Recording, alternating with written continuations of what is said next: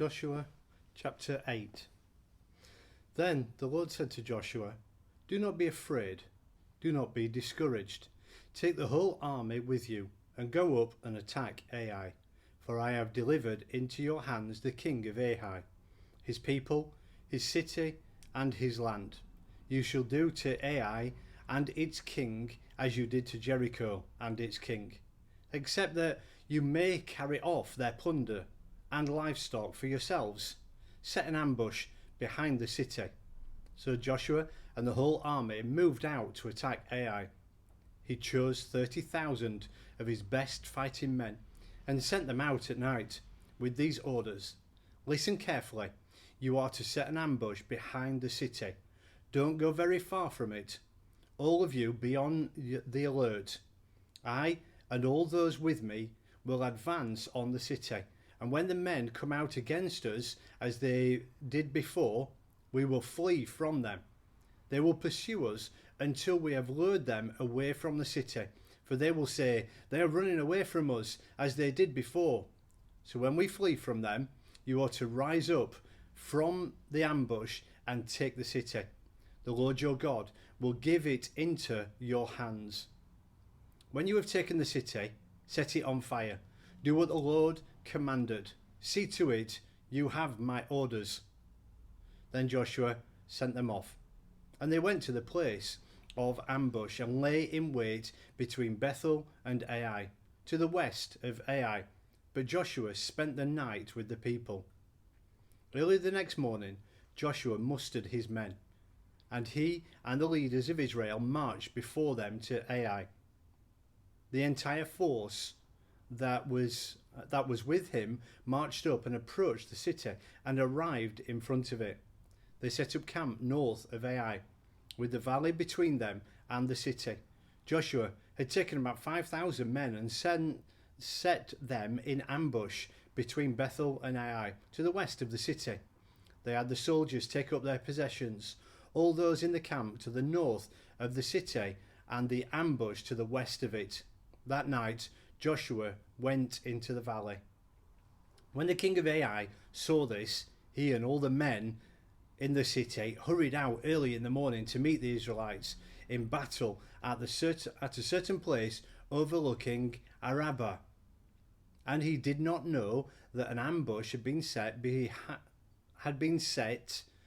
against him behind the city. Joshua and all Israel let themselves be driven back before them, and they fled toward the desert. All the men of Ai were called to pursue them, and they pursued Joshua and were lured away from the city.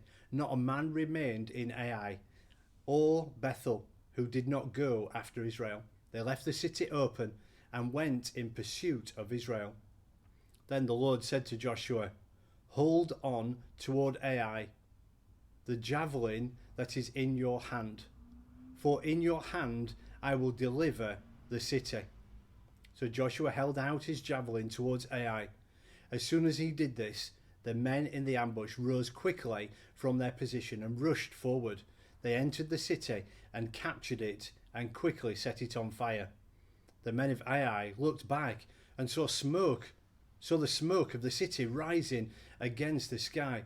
But they had no chance to escape in any direction, for the Israelites had been fleeing toward the desert, had turned back against their pursuers.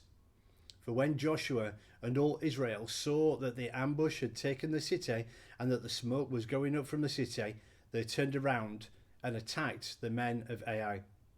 The men of the ambush also came out from the city against them, so that they were caught in the middle with the Israelites on both sides.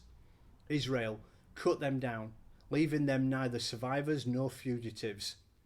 But they took the king of Ai alive and brought him to Joshua.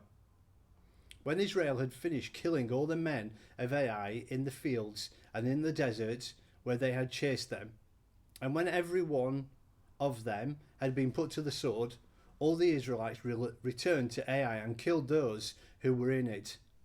20,000 men and women fell that day, all the people of Ai.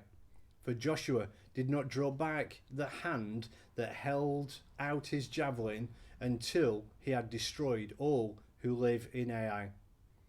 But Israel did carry off for themselves the livestock and plunder of the city, as the Lord had instructed Joshua. So Joshua burned Ai and made it a permanent heap of ruins, a desolate place to this day. He hung the king of Ai on a tree and left him there until evening. At sunset, Joshua ordered them to take his body from the tree and throw it down at the entrance of the city gate, and they raised a large pile of rocks over it, which remains to this day. Then Joshua built on Mount Ebal an altar to the Lord, the God of Israel, as Moses, the servant of the Lord, had commanded the Israelites. He built it according to what is written in the book of the law of Moses, an altar of uncut stones, on which no iron tool has been used.